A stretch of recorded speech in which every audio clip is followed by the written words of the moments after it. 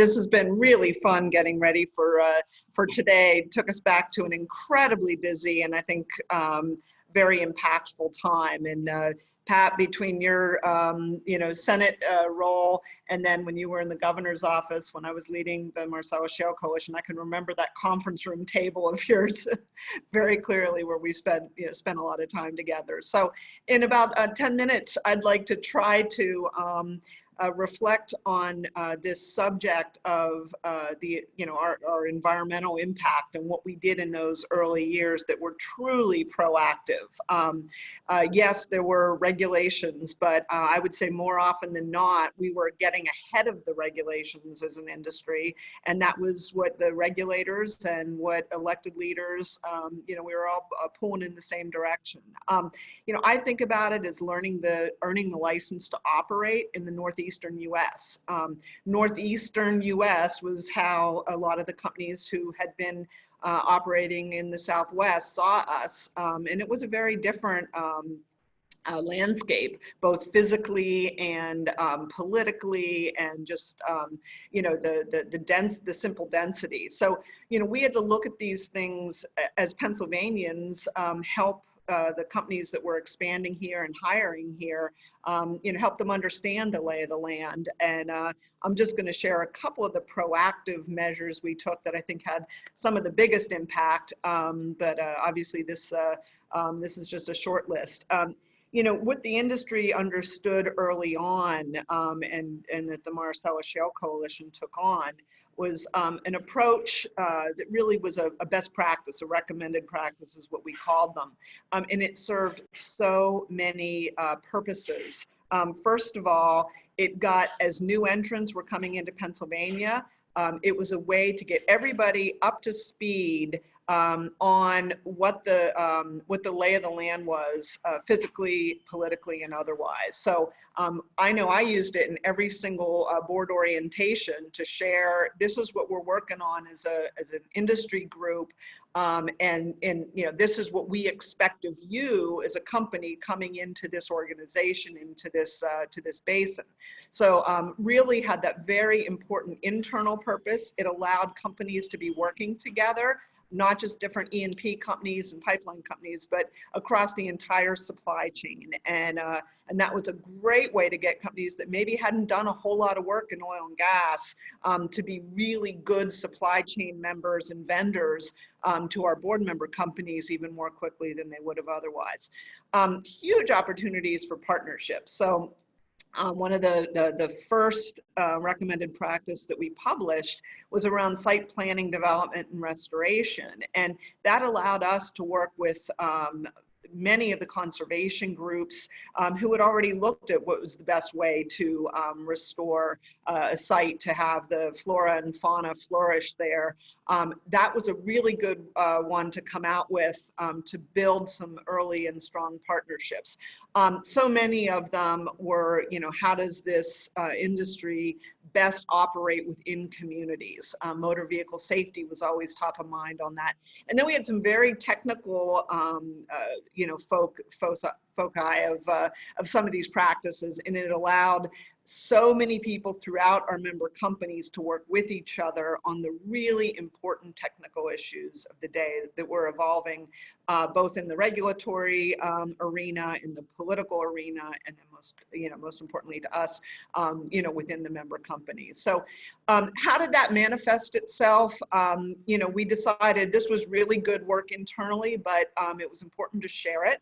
And as you can imagine, we weren't always getting the best media attention.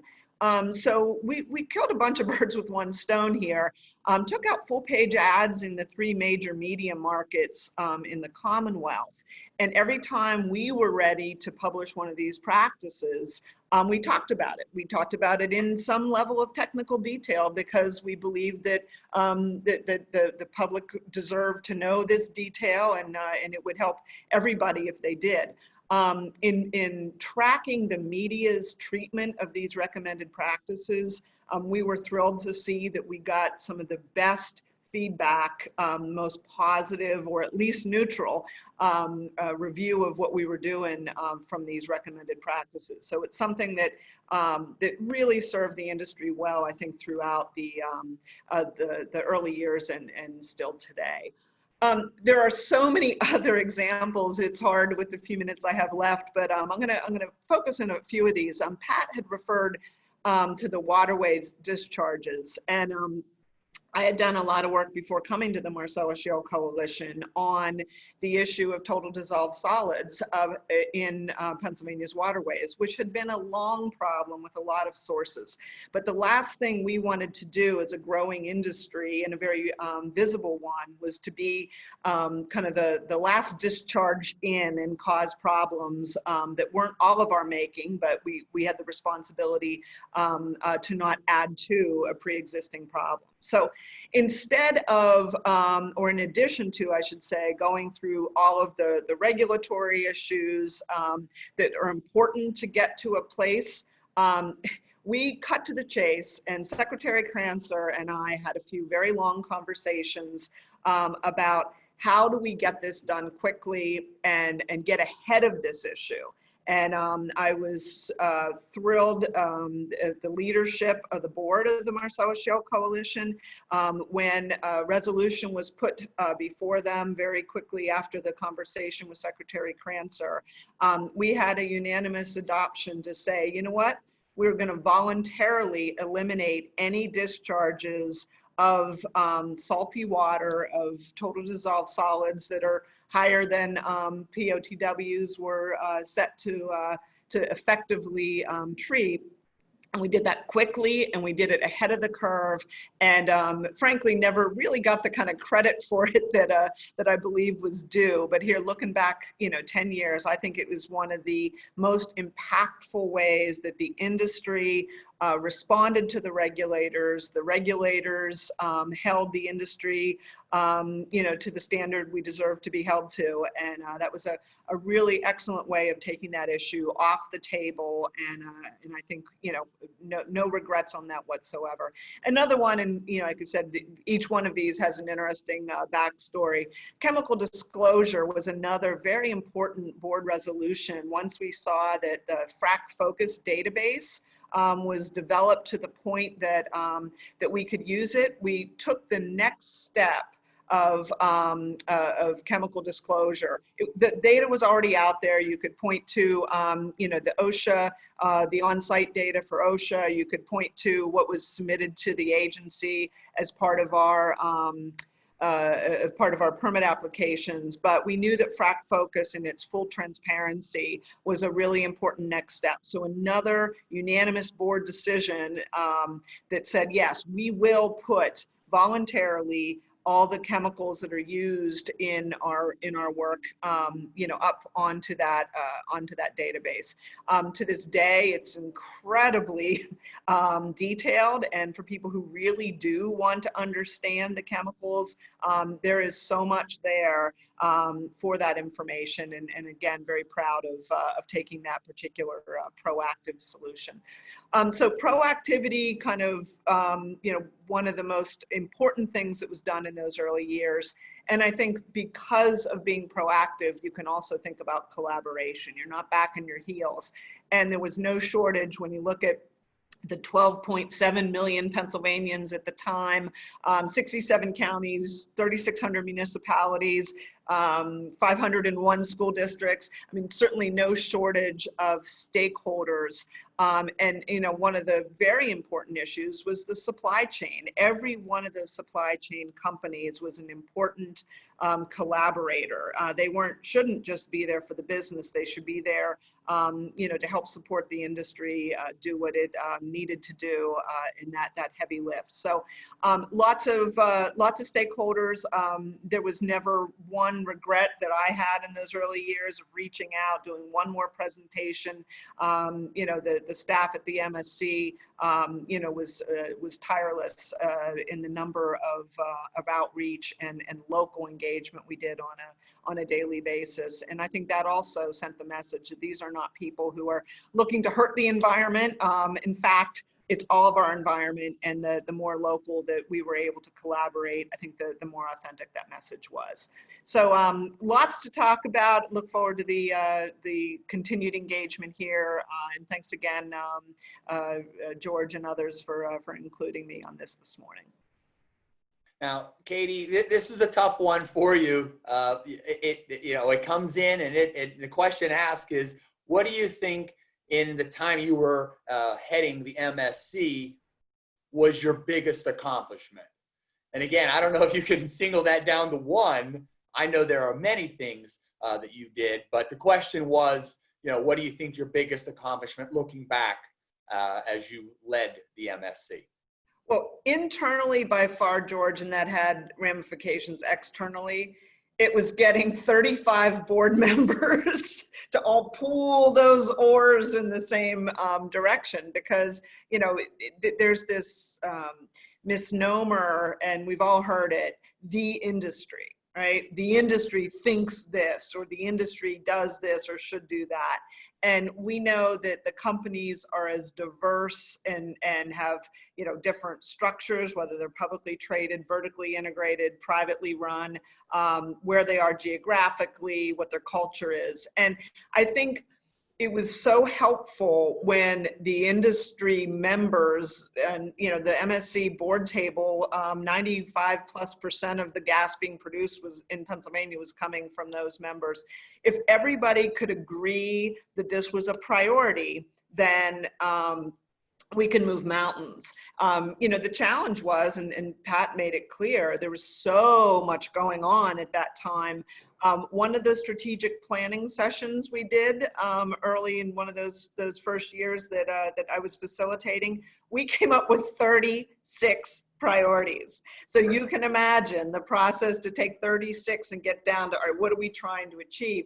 That in itself, maybe it's a philosophical response to your question, but really getting everybody on the same page and recognizing that we were not going to be successful if we were at counter purposes as the industry.